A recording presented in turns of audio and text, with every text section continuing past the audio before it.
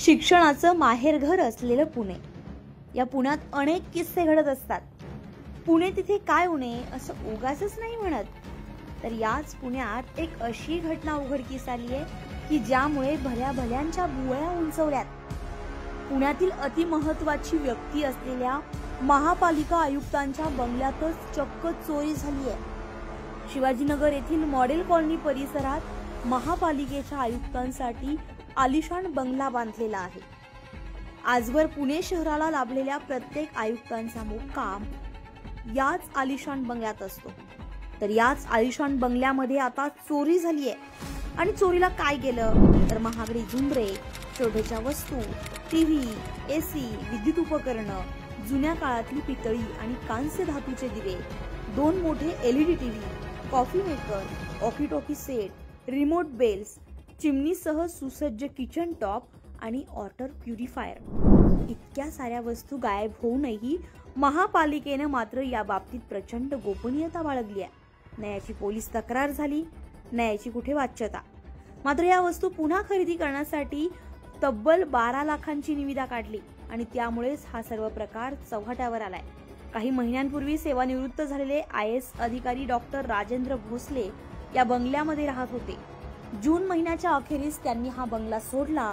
तेव्हापासून हा बंगला बंद अवस्थेत आहे. मात्र नवीन आयुक्त नवल किशोर राम जेव्हा या बंगल्यात राहण्यासाठी जायची तयारी करत होते तेव्हा हा संपूर्ण प्रकार उघडकीस आलाय. बघा, मी स्पष्ट सांगतो, 2 महिन्यापूर्वी आयुक्त तिथून गेले राजेंद्र भोसले साहेब, आणि असं कुठलाही माहिती जे काही असं एस्टॅब्लिश्ड इन्फॉर्मेशन नाही आहे. एक्झॅक्टली काय माहिती आहे कोणाला म्हणजे बरोबर हे नाही आहे. त्या आधारे त्यांना इनडायरेक्टली बदनाम करणे हे चुकीचं आहे.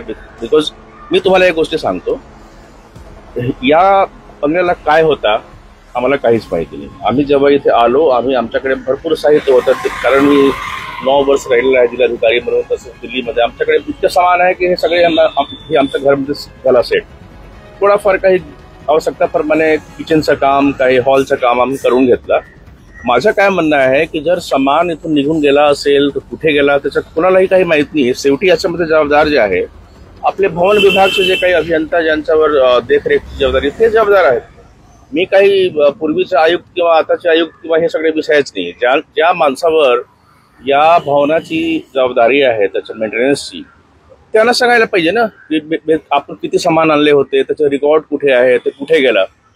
हाच विषय आहे आणि त्याच्या चौकशी मी करतो आता. बरोबर, ठीक आहे ना, मी त्याच्या एक चौकशी करून नक्कीच माहिती देतो. पण निविदाची प्रक्रिया असं नवीन ऐका ना, नवीन आता मी जेव्हा जॉईन झालो असा कुठलाही असा सामान घेतला नाही ज्यासाठी निविदाची गरज आहे. आणि 20 लाखचा निविदा ते मी विचारतो नेमके काय त्यांनी 20 लाख सामान घेतला. मी हे सगळे चौकशी करतो. बरोबर, बघा कसं आहे इथे आपल्या प्रशासकीय कामकाजमध्ये बरेच ठिकाणी प्रॉब्लेम्स आहे. हा पण एक नवीनच प्रॉब्लेम समोर आला, ते मी करतो. बरोबर. दरम्यान 24 तास सुरक्षा रक्षक असलेला हा बंगला आणि त्या CCTV कॅमेरे असूनही चोरी झालीच कसे असा प्रश्न आता विचारला जातोय. याचबरोबर महापालिकेच्या मालमत्ता भवन विभागानेच ही गोष्ट दाबून ठेवत कट कारस्थान रचलं असा गंभीर आरोप सामाजिक कार्यकर्ते विजय कुंभार यांनी केलाय. विजय कुंभार नेमकं काय म्हणालेत पाहूयात.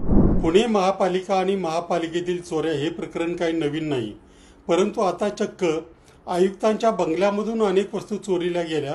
सुमारे 20 लाख रुपयांच्या वस्तू होत्या असं म्हटलं जातं. माजी आयुक्त राजेंद्र भोसले गेले आणि नवीन आयुक्त नवल किशोर राम आले. मध्ये काहीतरी एका दिवसाची गॅप होती.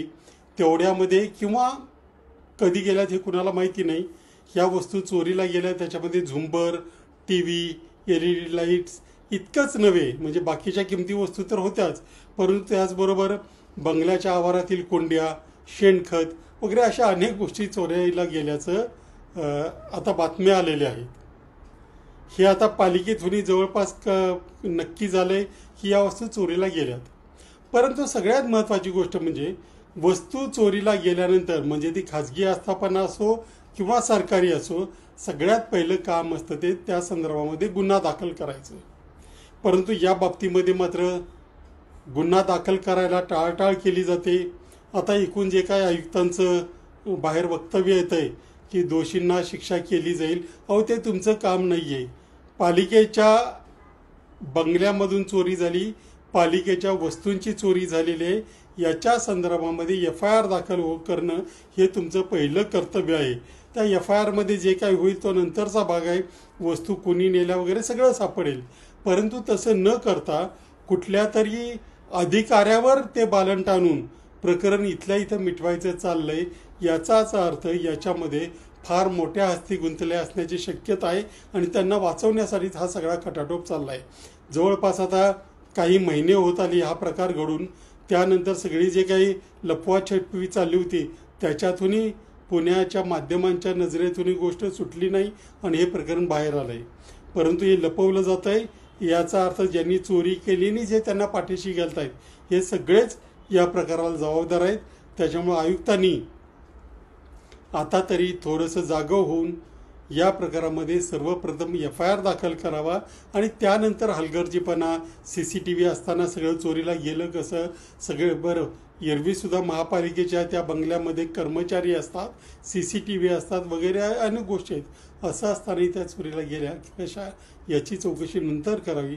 परंतु सगळ्यात आधी त्या संदर्भामध्ये FIR दाखल करणं हे पालिकेच्या आयुक्तांचं कर्तव्य आहे. ते केलं नाही तर मग मात्र चोर कोण नक्की आहे हे सगळ्यांना माहिती आहे. त्यामुळं त्याला लपवले, त्या बाबतीत लपवाछपवी होते असा जनमानसामध्ये संदेश जाईल. दरम्यान आयुक्त असले काय किंवा नसले काय, या आलिशान बंगल्यासाठी 24 तास सुरक्षा रक्षक असतातच. त्यामुळे सुरक्षा व्यवस्था असून सुद्धा वस्तू गायब झाल्यामुळे उलट सुलट चर्चा सुरू झाल्या आहेत. यावर आता महापालिका प्रशासन काय भूमिका घेणार याकडे सर्वांचंच लक्ष लागलंय. लोकमत.com साठी किरण शिंदे, पुणे.